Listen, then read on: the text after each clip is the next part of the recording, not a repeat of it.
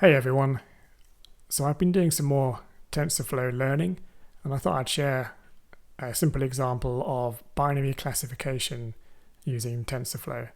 So this is where our data has two possible classes, true or false. So a good example of this would be detecting if an image contains a hot dog or not hot dog. So let's run through the code and I'll show you how simple it is to actually do this. So we have the standard set of imports. So we import TensorFlow, we import some models and some layers. We have some constants for use later. So I'm going to be using some image recognition.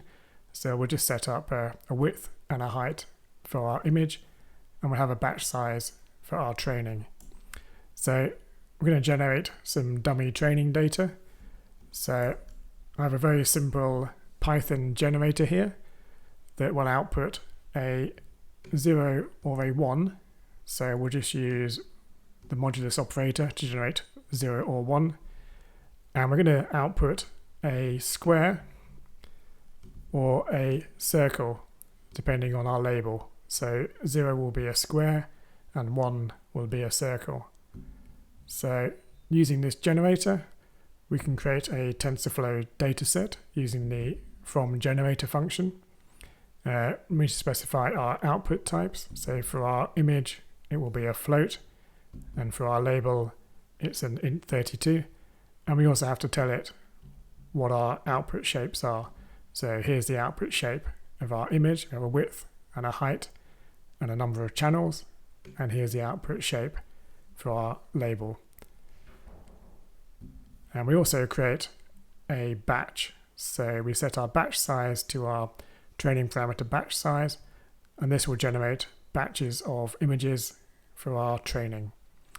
Now we can visualize our training data, so we can pull out a batch of images and labels from our data set and plot those. So here you can see we have alternating squares and circles in our training data set. So here's our model. We don't need anything very complicated.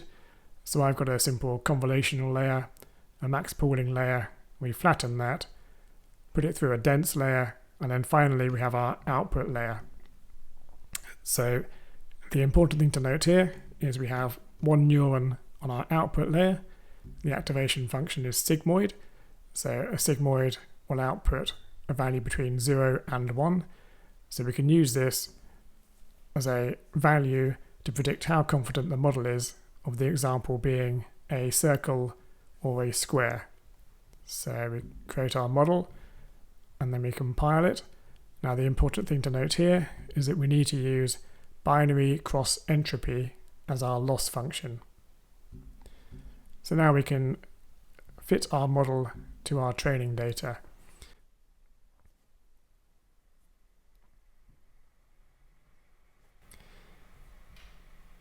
So you should see you get an accuracy approaching almost 100%.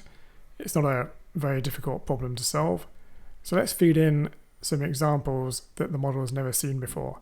So since our training data set generates random examples every time we generate data, we can just use our training data set for some new samples. So we pull our samples out and then we run the prediction on these samples. And then we can use our plot images to show what the model thinks the samples actually are. So you can see it's correctly classifying our squares, circles, square, circles. And you can see how much the model actually believes something is a square and how much it believes a circle. So hopefully, if you're following along, your model worked. There's a few interesting things to try. So how small can you make your model before it fails? What happens if you feed a completely random shape into the model? What does it predict it as?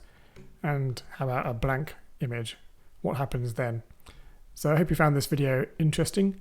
All the code for this notebook is in GitHub.